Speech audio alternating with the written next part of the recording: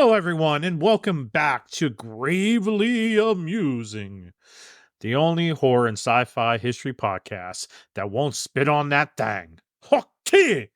I'm your host, the man-child of mystery, Brian Peters, and I'm here with the one man who could possibly defeat Godzilla, Scuba Steve. Yep. Hey, Steve, what's up, buddy? What's up? You like the nickname? Yeah, like, I I see don't know it why I didn't stuck. think of it before. Yeah, so I figured you'd like that one. I also like the Steve Weiser, though. Yeah. Because we're wrestling fans, so. Yeah, of But course. Scuba Steve, you're out scuba diving and take Godzilla down, I guess. I Yeah, don't know. kick him in the nards and watch him sink. Kick him in the nards. I love it. Godzilla's got nards. Monster Squad, yep. One of the greatest movies ever. Oh, hell yeah. But so today's podcast, Steve, Dre, and I saw Godzilla -1 together in December of 2023. And we've been waiting for months to discuss this because we wanted to wait until it was globally available on physical and streaming. And we've been waiting a long, long time. So we're still waiting for the physical release in the United States, but we did get a streaming release on Netflix and it is available to purchase digitally, but I'm still waiting for the physical and Have digital you combo. have you heard anything about that? I'm hearing maybe October, December, somewhere in that range, maybe. That It's makes not official, but I'm just saying what I heard. Well, I don't know. I think it'll probably be September, November stuff, but I just can't wait for it because I'm gonna buy it immediately. Yep, me Like, too. did I tell you? Did I tell you? I didn't tell my wife this, but it's okay. I fixed it. But did I tell you? Did I tell you that I went on when the physical release was announced for Japan, that I went on Amazon and I changed my country to Japan, and everything was in Japanese, and I didn't care because I really wanted this movie, Uh, and I ordered it, and when you do a pre-order from Japan, you can't cancel it. There's no button to cancel it. So, and it was it said, like a couple thousand yen, and I just didn't think. I didn't even do it converting. I just bought it, and it was like a steelbook collectible, beautiful. I think I've seen pictures of what it might look like, and that sounds like what you're describing. Oh, it's beautiful. It's gorgeous. And I did the math and I God. converted it, and it was like $270 American. Holy So crap. I'm freaking the crap out. And because I'm like, oh my gosh. But I was freaking out more because I my brain kind of finally came to, and I looked at the Japanese words and I put it into Google to translate it on the box of the film when it came out. Yeah. And it said no English, no English subtitles. This is 100% Japanese subtitles, no English, nothing. So I'm like, I'm buying the film that I can't even watch. Yeah. So I went on Amazon's website and I talked to them and I'm like, and I didn't even have to say anything. I Uh, just went in there and said and talked to some AI robot. I was like, cancel, and they're like, your order has been canceled. Have a wonderful day. oh, awesome. No explanation needed. And I was like, oh, thank you, Jeff Bezos. Yeah, But domo angato, Jeff Bezos. yeah. But hey, we'll get into this probably later, but I don't even think you would need the English thing. You can kind of just get it from watching it. Yeah, Everything you would that's a good need. point. So, I mean, the $270 price point, that's a little much, but I could do without the English subtitles. Honestly, I probably could too, because just how this movie is. It's just whew, so good. So this is our 4th of July special, and we're recording this in the evening of 4th of July, and I'm going to drop it as soon as possible. But so it's Steve and I here, and unfortunately we are -1 for this episode. Pun absolutely intended. Our dear friend Dre is unfortunately very busy and could not logistically work out being part of this episode. It is 4th of July, Yeah. and he has kids, so but it's all good. Life happens. Yep. And which is kind of the message of the film. Like life happens, you have to let life happen. So, yeah. But we do have some good news, don't we, Steve? Yes, Gravely Amusing is finally back, baby, and it feels so good. Woo! Yeah, heck So, yeah. our first episode was going to be the return of season 2. The next part of season 2 is just 4 days away on July 8th with our Roswell conspiracy episode. So that was intentionally going to be the return episode, Yeah. but you know, people have requested this episode. And the other good news is Steven, my cousin, is officially my co-host for this show. So it's not going to be me anymore. It's not going to be me and random people. You know, Finch might come on every once in a while. Tyler might too. But officially, my co-host is Scuba Steve. So Yeah, it's thank you. now. Oh, you're welcome. Thanks for the check, and it's gonna be a family affair. So Oh god. stay tuned. You're in for a scare. Ooh. Is that from a Are You Alone or Alone in the Dark or something? Or Are You Afraid of the Dark? It's from Goosebumps. Damn. I used to read those too. Sorry They're for my freaking awesome. Like, well, dude, when we get to the '90s, like we're gonna be in there for years, like because that's what we Oh grew up with. god. Like That's we're gonna be all there. I had. I had every single book. I would buy them as they would come out and just read the heck out of them. I can't wait. I can't wait. Mm. I can't wait to talk about it. So, listeners, if this is your first time checking out Gravely Amusing, let our new co-host tell you what the heck our podcast is about. Well, thank you, there. Thank you, Brian. We are a horror and sci-fi history podcast that breaks down horror and sci-fi films, TV, novels, comic books, ghost stories, folklore, true crime, the supernatural, not the TV show, just the supernatural, We will get conspiracy there theories. eventually. Yes, and you best watch it. You gotta watch Consider X Files. Yeah, I'll get to it. Butthole. Conspiracy theories and unsolved mysteries. We do this by the decade to give you a chronological take on how spooky stuff has evolved over time. We also sprinkle in modern things that are coming out and are cool.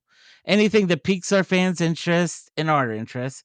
So please let us know on our social media any episodes you request, and also subscribe and follow us on our social media, please. And let us know how we did and if there's anything we could do better or if you have any other questions. We are on YouTube, Facebook, Instagram, Threads, X, all under Gravely Amusing. We appreciate you listeners, and we can't do this without you guys. So, thank you Because for I listening. literally cannot do this for a living and pay Steve. Or whatever. And Wait, wait, we wait. I'm getting paid? well, I mean, if people like and subscribe and follow us, we can Well, eventually get paid.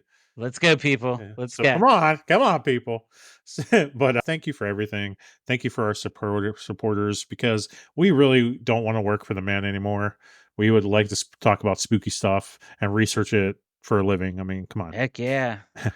So this episode, Godzilla minus one, was actually requested by many people, many fans.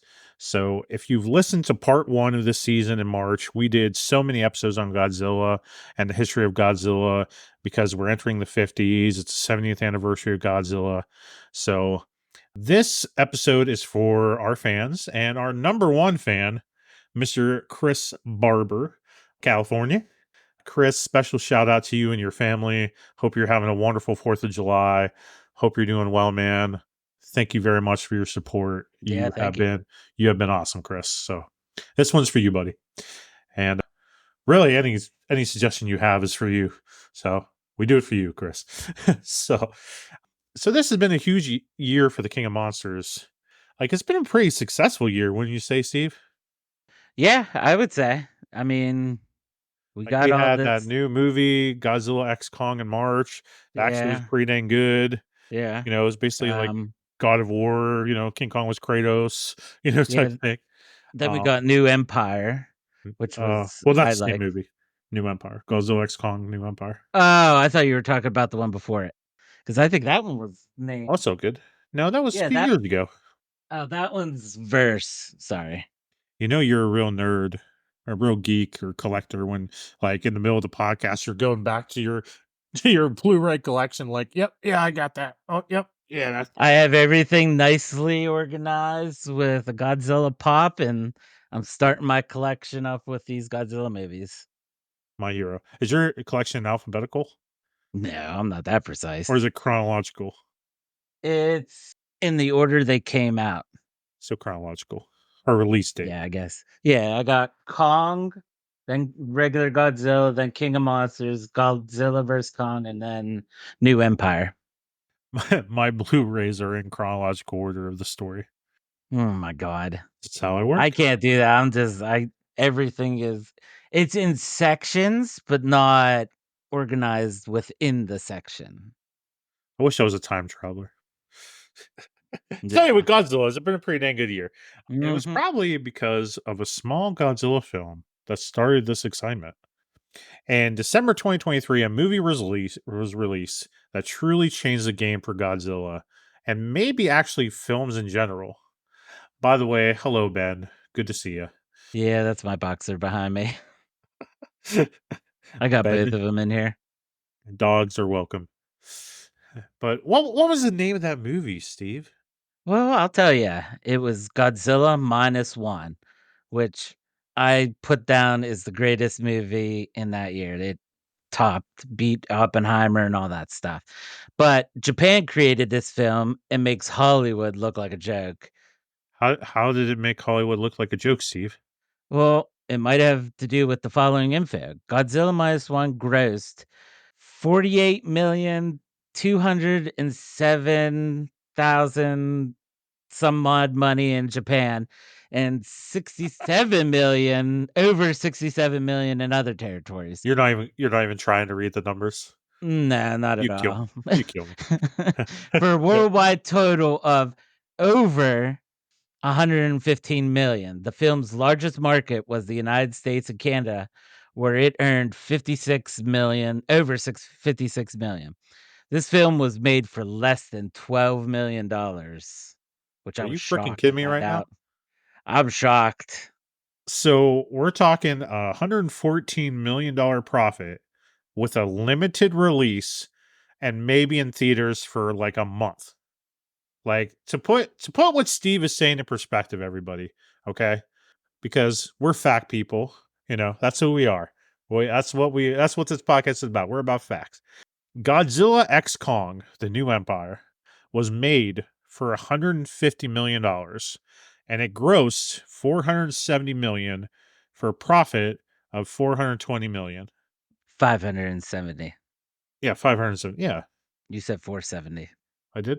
Yep. Well, 570 million. My apologies. So a profit of 420 million. Now that might not seem like a blow to you, and I get it. 420 million is a lot of money. But hear me out here. Hear me out here. Warner Brothers, who owns the United States rights to Godzilla, they also talked a whole lot of crap and said that a certain movie called The Flash was the greatest superhero film ever and was an amazing spectacle.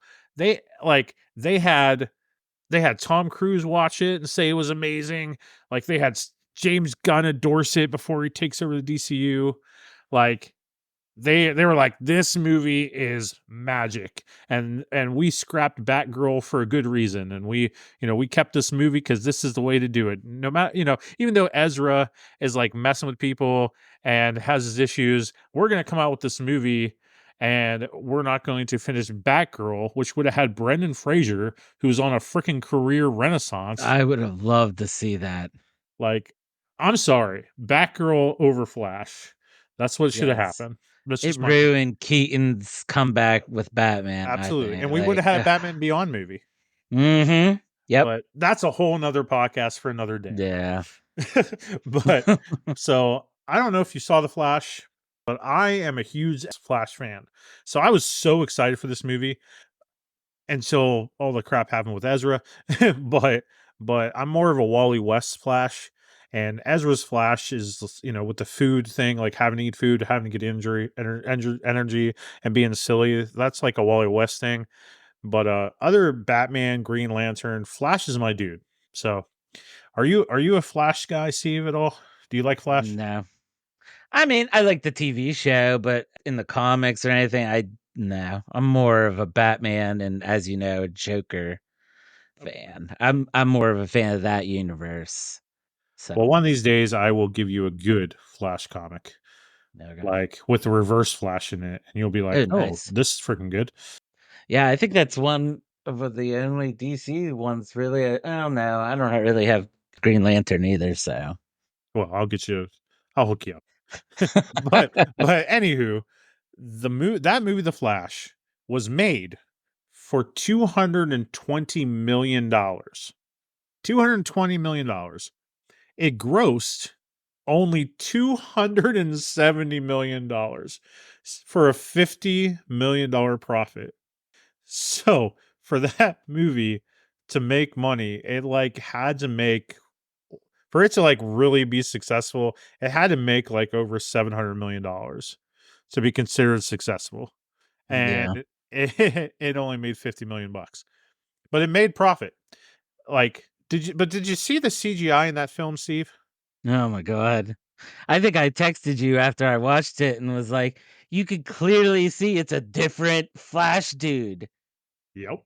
I think it was up in his bedroom when he met himself, and they were flipping between the 2.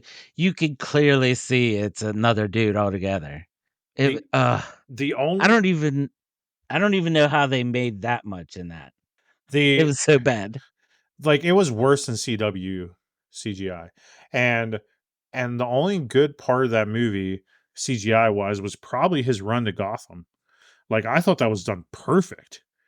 When like right when he's like starting in the race, like he's like starting and standing ready to run, and like he gets that candy bar from that girl, and they're all like, "Oh, it's a Flash," and then he like poses, and then he's ready to take off, and he's running across water, and everything's kind of like a blur around him. I thought that was awesome. I thought they did that well. Uh, I just can't get over the floppy hand run thing where he flops his hands. I just can't get over that. Like, Okay, ugh. all right. Well, we're not talking. Yeah, let's We're get talking back about to Godzilla today, yeah. but the Flash is a part of it. So and Disney. Like let's drift over to Disney here. Disney, like we love Disney, except when they're greedy and they focus more on quantity than quality and messages over story. So we pretty much hate Disney until Deadpool Wolverine comes out. But the point we're trying to make here is Warner Brothers said that movie would be great, The Flash, and only made $50 million profit. Disney had a horrible 2023. They released like I think like 11 movies, 9 of them flopped. Ant-Man 3 flopped, Little Mermaid flopped, Indiana Jones, Secret Invasion flopped on Disney Plus. They lost over $1 billion. And this trend ended with an MCU film. An MCU film, which is like their moneymaker, their bread and butter.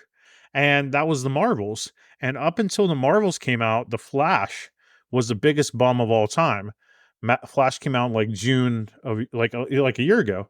And then November came and this movie came out, and Disney was like, hold my beer. And the Marvels had a budget of $275 million, rounding that up. It made only $206 million for a loss of $69 million.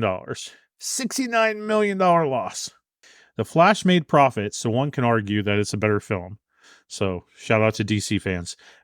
but but a $69 million loss on MCU with all that CGI and all that stuff. Like the point we're trying to make here is Hollywood, if it's over $200 million, they have to make a crazy big profit just to be able to get that going. But Godzilla minus one, a small studio in Japan on a $12 million budget, made $114 million. They made 12 they made $12 million. And to stick the knife deeper, or $112 million. Yeah, $12 million. So whatever I'm saying. But to stick the knife deeper, It's the first and only Godzilla film to win an Oscar. So on $12 million, it won an Oscar. And what do you think it won an Oscar for, Steve? CGI, didn't it? CGI, best visual effects. So that has to cut deep into Hollywood. Like, you're spending way too much freaking money. You're just trying to like shoot out whatever message you want, and it's stupid.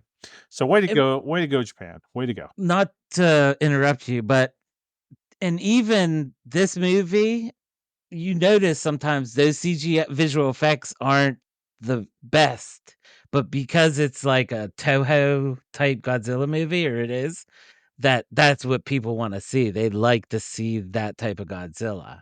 You know what I mean? Oop, what the you know Agreed. what I mean? Like it's. I mean, it's not like that it's not like a real lizard.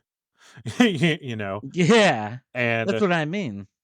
yeah, it's like it's not. I mean, it's not trying to be realistic, but the fact of the matter is, like, this Godzilla is probably the best looking Godzilla, like, ever, and $12 million, and like, ugh, yeah, Hollywood, you're stupid. Mhm. So, way to go, Japan. So, if those facts don't persuade you to check out this film, let it break it down more for you. Steve, is this like a superhero film, like we were just discussing there? No, not at all. This is 10 times different than the, legendary Godzilla. This is a genuine Japanese horror film. This is Godzilla at his roots. I mean, don't get us wrong, we really liked Godzilla X Kong and enjoyed the Warner Brothers Monsterverse films. I love them, but this is Gravy Lane Musing. We are horror people. We take horror seriously here. No laughing matter. Nope. Greatly amusing. I mean, absolutely. Like, I'm with you, man. Like, and Godzilla minus one is a masterpiece of horror. It's a masterpiece of film storytelling. It is pure freaking cinema. So, Steve, how did this movie come to be? How did it happen? Like, just tell us the nuts and bolts, buddy. The bare minimum. All right. Well, Godzilla Minus One is a 2023 Japanese kaiju film, written and directed and visual effects all done by Takahashi Yamazaki. It was produced by You did Toho. that very well. I'm proud of you. Huh? You did that really well. Oh yeah, I It had to looked like you had it practice. sound out for you. Oh yeah, it's still hard. I had to practice that thing, but thank you for the pronunciation this time. You're welcome, my buddy. It was produced by Toho and Robert Robot Communication and Robert Communications. What notes are you looking at? Hey, it's getting late. I had to work. And Robot Communication and distributed by Toho. Toho being those that created Godzilla in the first place. It is the 37th film in the Godzilla franchise, Toho's 33rd Godzilla film, and the 5th film in the Japanese Reiwa era. So this movie is the newest Japanese Godzilla film after 2016 Shin Godzilla, right? Like, did you see Shin Godzilla? No, but is that the one where he like evolves throughout the film? Yeah, so I finally watched it. I finally watched it because I just had to watch it, and it's bonkers. Like, it's crazy. I think like I was even messaging you while I was watching. I was like, "This is weird, dude," and Yeah, like overall, I'm not a fan of Shin Godzilla. I didn't think it was good. But one good thing about it is Godzilla's atomic breath is unlike anything you've ever seen before. Like, it comes yeah. out of like every part of his body and shoots through his fins, What and like it's like it's like a 360 a laser laser display. show? Yeah, it's crazy. It's like, like, so if you look at any clips of this movie, you got to watch the Atomic Breath just for that, because it is the coolest Atomic Breath I've seen. Yeah, Even it's even a bit cooler than this one's Atomic Breath. yeah. I'm And gonna have to watch that movie. yeah, you have to watch it just for education. But it's bonkers. Like, this movie's bonkers. So, anywho, so So yeah, no, I didn't see Shin Godzilla okay, well, you have to one.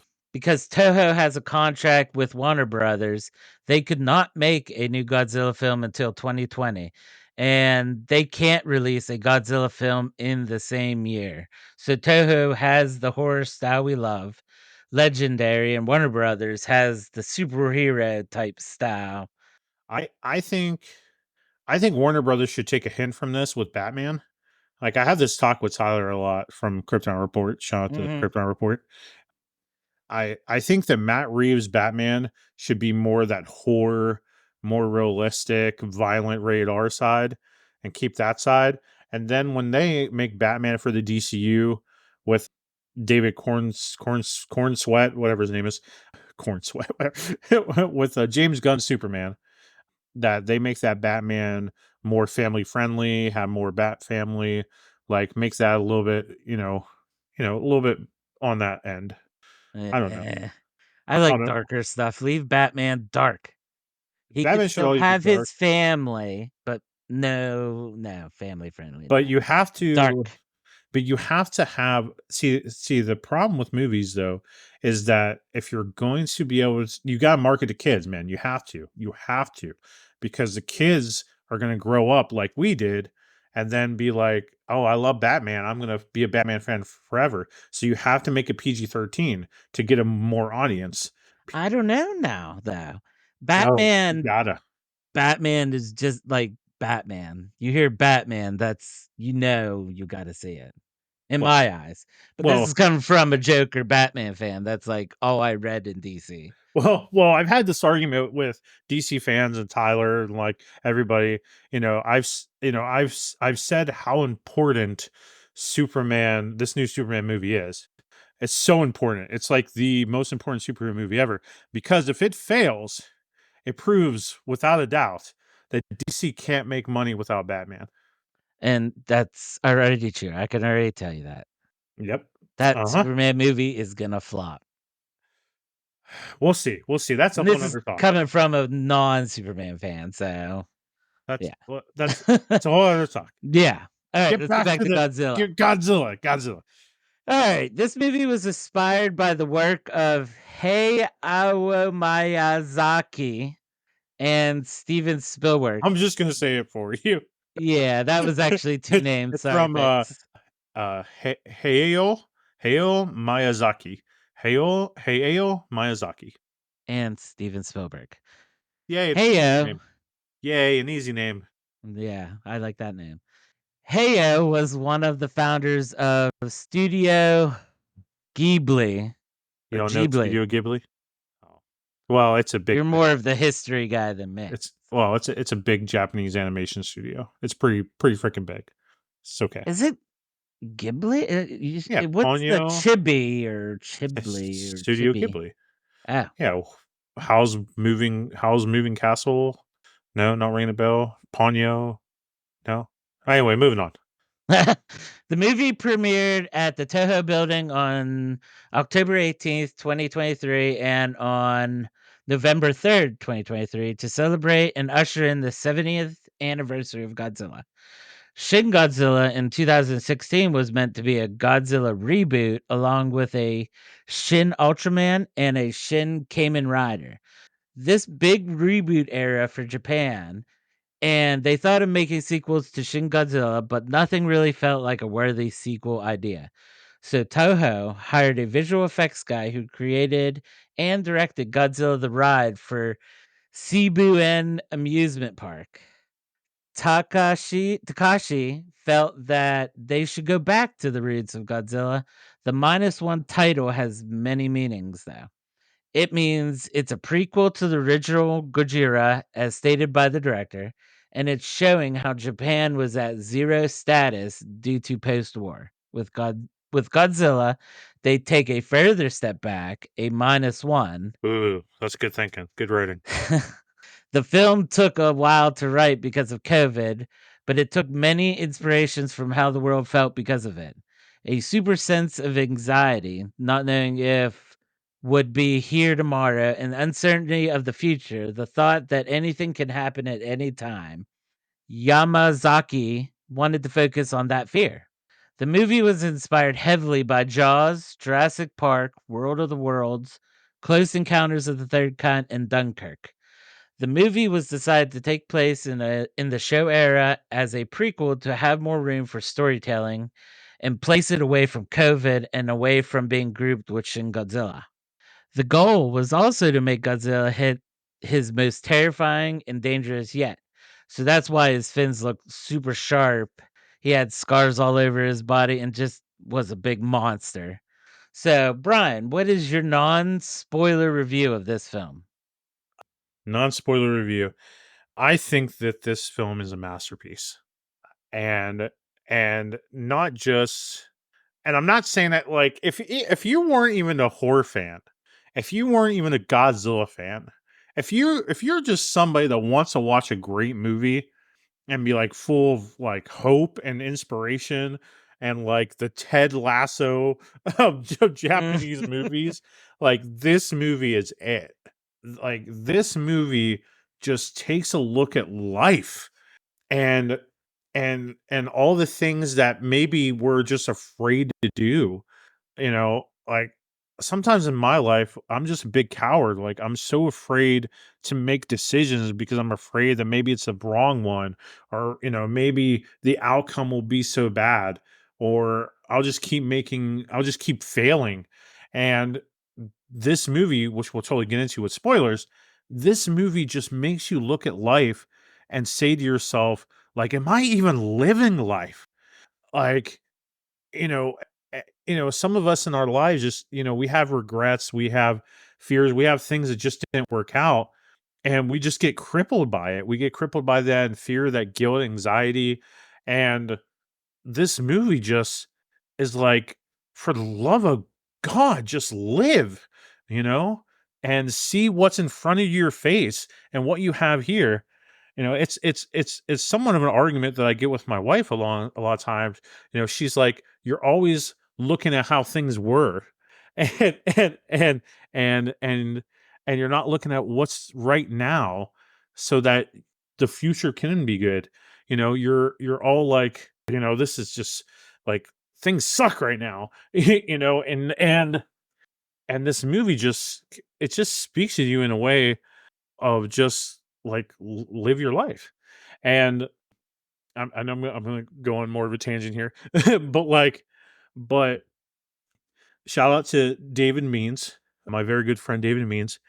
He preached a sermon last Sunday, and the main part of his lesson was not, he preached out of the book of Numbers how the people of Israel were so focused on the past, and they were like, the desert sucks, like we want to go back to Egypt where it was even worse and we were slaves, like, because it wasn't as bad as this. And Dave told the story of Cortez and the Mayans. And do you know the story of Cortez and the Mayans? Isn't he the one to try to find that Aztec gold or the Fountain of Youth or Yep, something? yep. That's what I thought. So he goes to the island where the Mayans are, and like all his people are like, we're never gonna beat these Mayans. There's so many Mayan warriors. We're gonna die. Like, let's go back to where we came from. And Cortez says, let's burn our boats. And they're like, "What? Why the heck will we burn our boats? We'll never be able to get back to where we came from." And Cortez is like, "Well, how are we going to get back? We're going to use their boats." So it put a fighting thing in these guys and his warriors, that we have no choice but to move forward. We have no choice but to defeat the Mayan people and take their boats so that we can get back home with this gold. And this movie just tells you, like, there's no going back. Like, there's no like, you have to go forward and you have to live life no matter what outcome and what comes to you, be it Godzilla or just fear. And that was preachy, and I know, but I'm sorry. But like, that's how great this movie is. So yeah, there you go. And I'll shut up now. Hey Steve, what'd you think?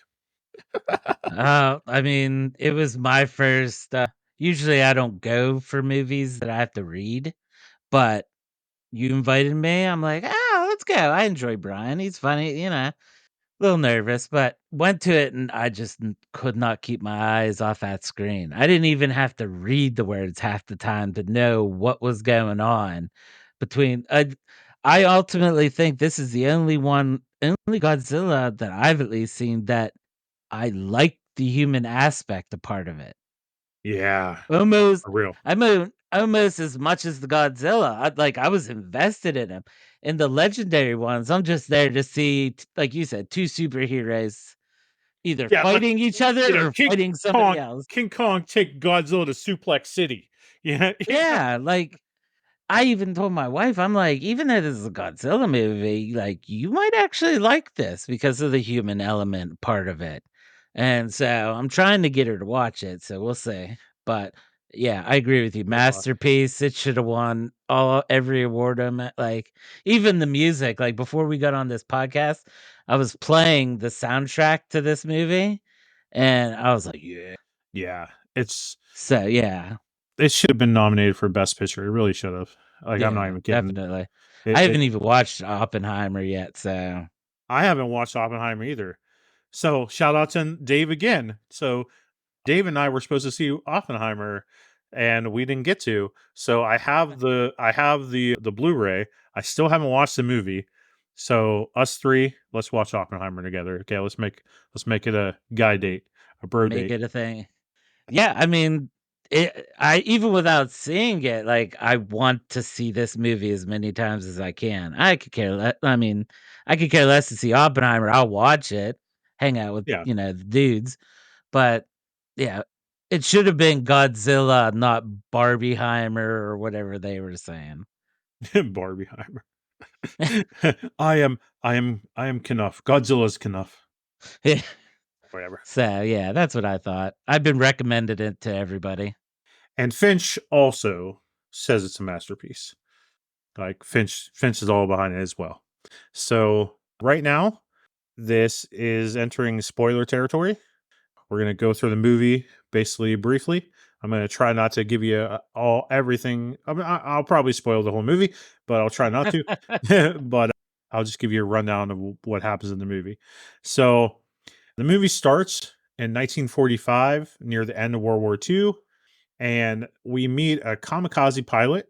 So kamikaze means that these pilots were meant to basically take their ships, crash into another US ship, and some basically kill themselves to stop the US fighter, or whoever opposing person.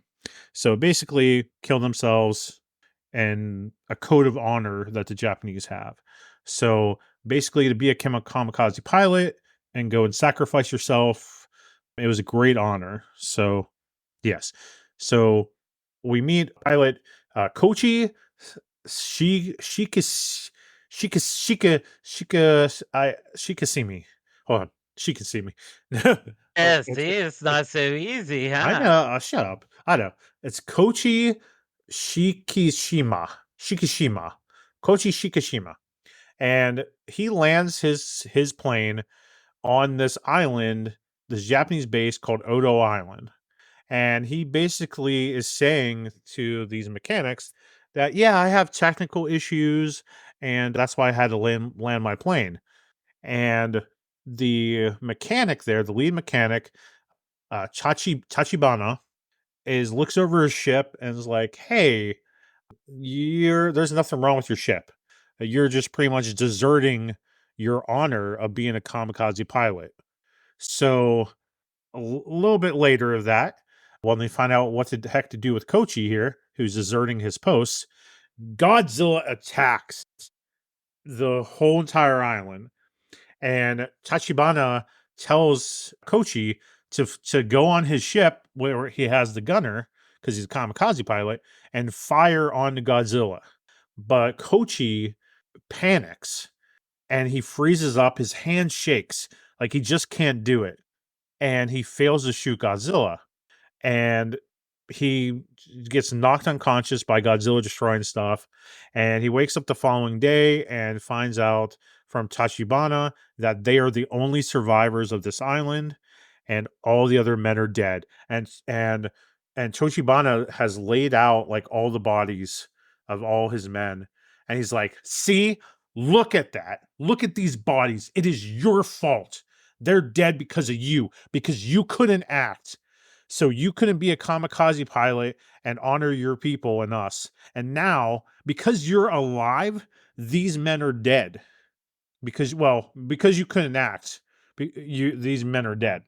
So Now, like, when Godzilla comes on the island, is this do we actually get a shot of him on there?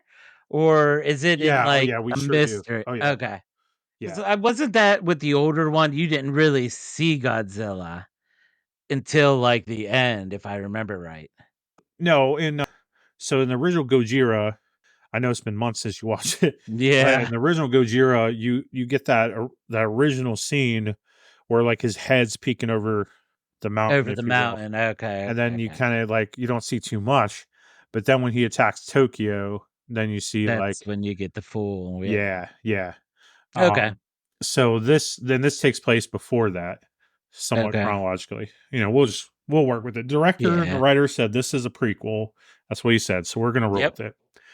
So Kochi returns home to Tokyo and he finds that his parents were killed in the air raid bombs of Tokyo. So he promised his mom or his parents that he would return home alive. Like they're like, come back alive, even though he's a kamikaze pilot. But that's kind of a catch 22 because because because if he honors his parents and comes back alive, he dishonors them and himself. But they said it to him, whatever. So he's coming back home thinking that okay, I chose to be alive. I'm going to see my family. That they wanted me to be alive anyway, but now they're gone.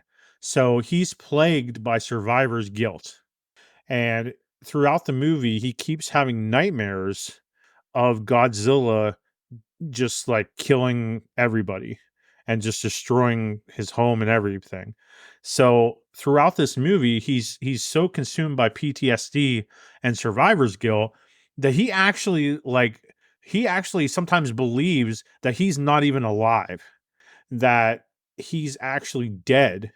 And this is like a penance for him that like it's you have to watch it.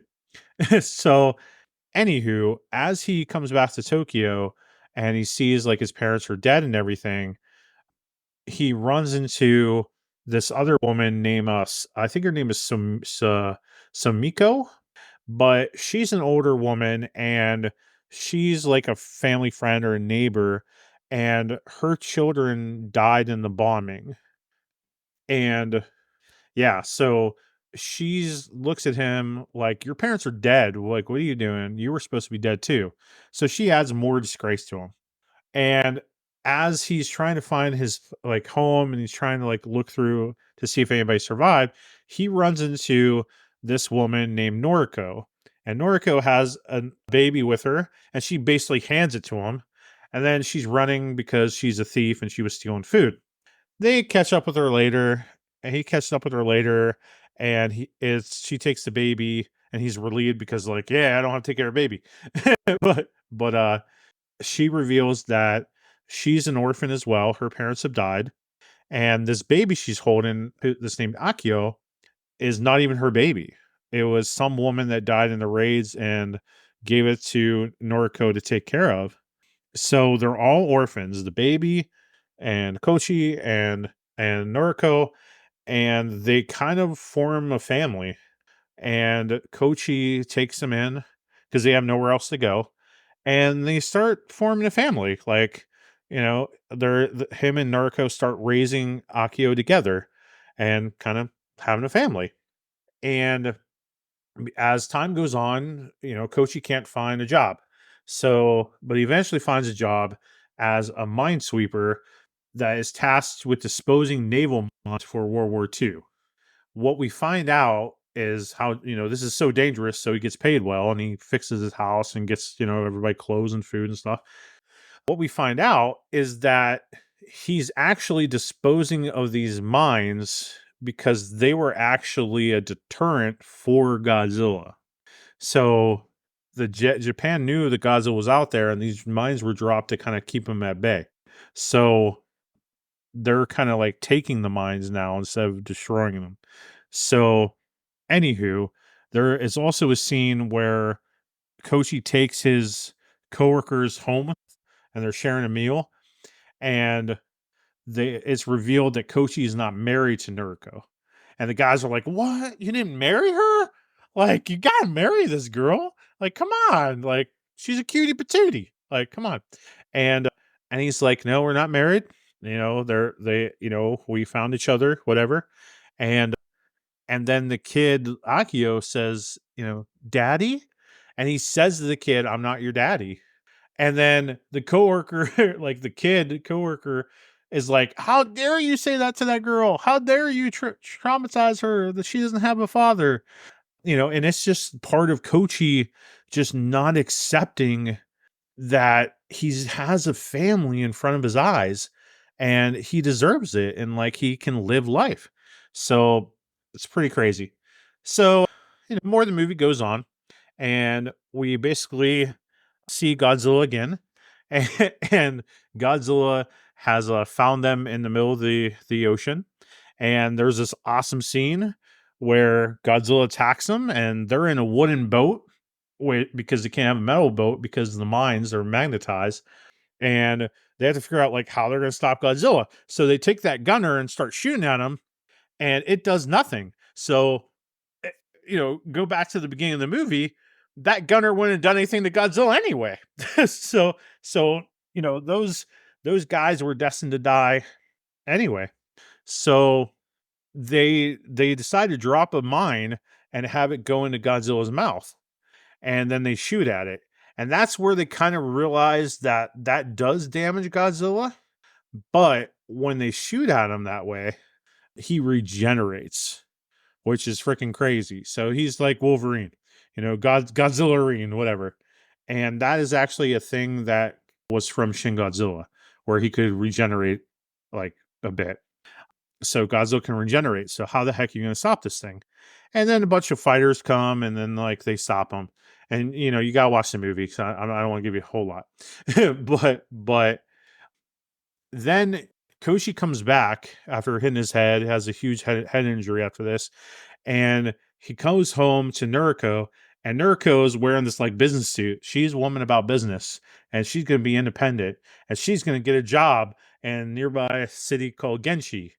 Well, he's surprised by this because, I mean, being a dude, that we're oblivious to things sometimes and we don't notice things. And she's like, "This has been a long time coming. Like, I'm gonna go get a job and I'm gonna go live my life." And he's like, "Well, don't I provide enough for you? Like, why you want to have your own life?" and she's like, "Well, like having me around, you can't find a wife, so." Kind of hinting at, you could ask me to marry you, but she didn't, so I'm gonna move on. Like, this girl's ready to move on with her life because he's not committing to anything. So she goes to the city, and lo and behold, Godzilla attacks. And he goes there to kind of save her, and something happens. Not gonna tell you because I want you to watch the movie. And so something happens, you'll see. But then Koshi is more consumed with revenge and like, I got to put an end to this war that I'm struggling with in my mind, and this war with Godzilla. Like, Godzilla's killed a whole bunch of people in Genshi, and I have to find a way to stop him, because if I can stop Godzilla, then it'll kind of redeem me for the men that died before and all these people that Godzilla's killed. It's a way of redemption for Kochi. So Kochi goes with the other guys in the army and military and navy dudes, and they come up with a plan of how the heck they're going to stop Godzilla. Now, I don't know about you, Steve, but I thought this was one of the coolest. I thought this was one of the coolest ways to kind of stop Godzilla. And I thought this was so creative. What, with them dropping him down, and then if that doesn't kill him, inflating them and hoping the pressure kills them. Is that Okay, what you're well, talking about? I'm just gonna tell it to you guys, okay? Oh, Because shit. you gotta watch it because it's so cool. Yeah. So their plan is that they're going to shoot Godzilla with Freon, and all the extra weight and him being frozen is gonna drop him into the ocean at a super, super fast rate. Then they're going to shoot these inflators like giant rafts and shoot him up at a super speed rate. So the pressure of going that deep in the ocean and then coming back up is such a drastic change that they're hoping it's just going to like suffocate him and kind of like he just can't breathe. Like the oxygen will just go out of his body. So kind of like the oxygen machine, but like in a totally different way. So creative. Well, you'll have to watch to see if it works or not because this movie's great. I also want to point out that if it doesn't work, there is a plan B. Plan B is that Kochi has a bomb on on his plane. So they found a plane that they can use to distract Godzilla. And there's a very emotional scene where they can't fix this plane. They don't know what to do. So Kochi sends letters to that tech in the beginning of the movie, that Toshibana, I think his name was. He sends them letters and says, those guys died and it's your fault. It's not my fault. It's your fault they died because you were the commander. So the guy's like really pissed off. And and it was Kochi's plan all along. And then he finds Kochi, beats the crap out of him, and Kochi says, I had to find you because you're the only one that can fix this plane. And if you help me, we can make this right and we can stop Godzilla. And I want you to put a bomb in this plane and I'm going to go kamikaze and I'm going to shoot this into Godzilla's mouth because we know that that will work. If this Freon thing doesn't work, then I'm going to sacrifice myself and I'm going to kill him.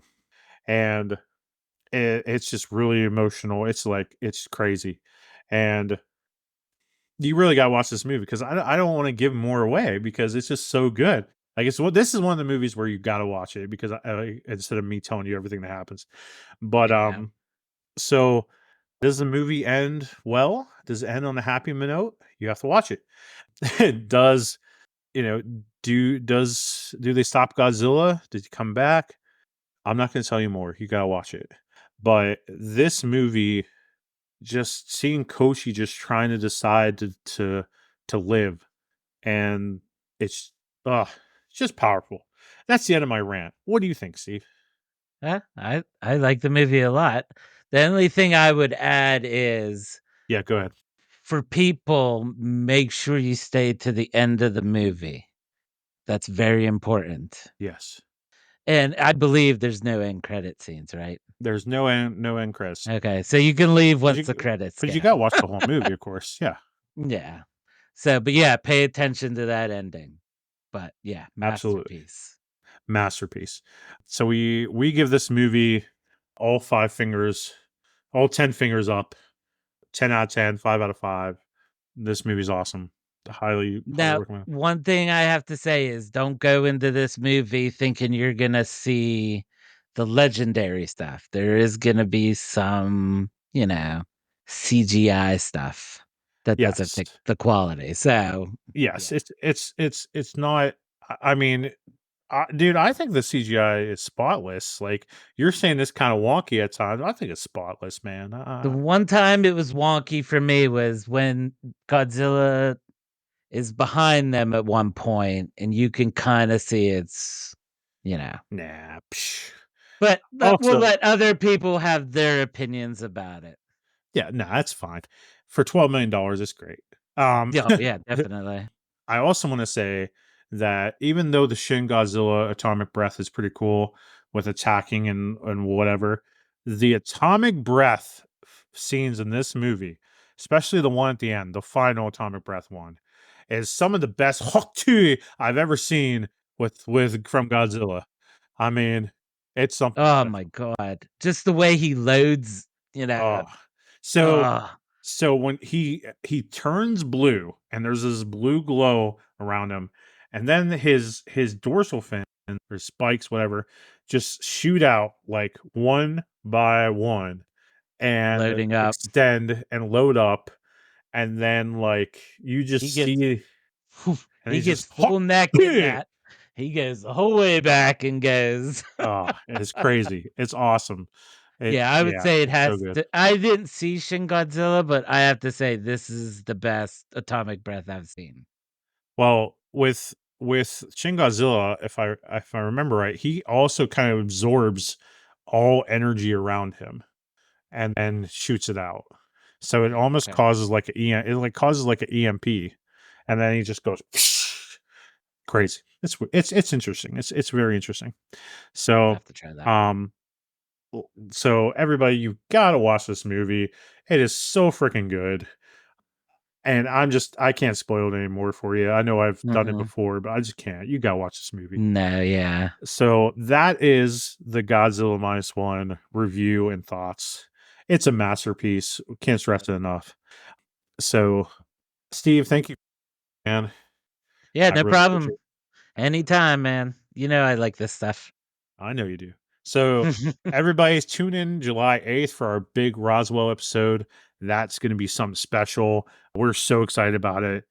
Very We're excited. still working on it as this day, but it's something awesome. So if you like this podcast and want more of Gravely Amusing, you can find us at Gravely Amusing on X, Facebook, Instagram, TikTok, and YouTube. Thank you, listeners, for joining us. We hope you had as much fun as we did. And once again, I am Brian Peters. And I'm Scuba Steve. We hope this podcast thrilled you. We hope it shocked you. And if nothing else, we hope it left you gravely amused.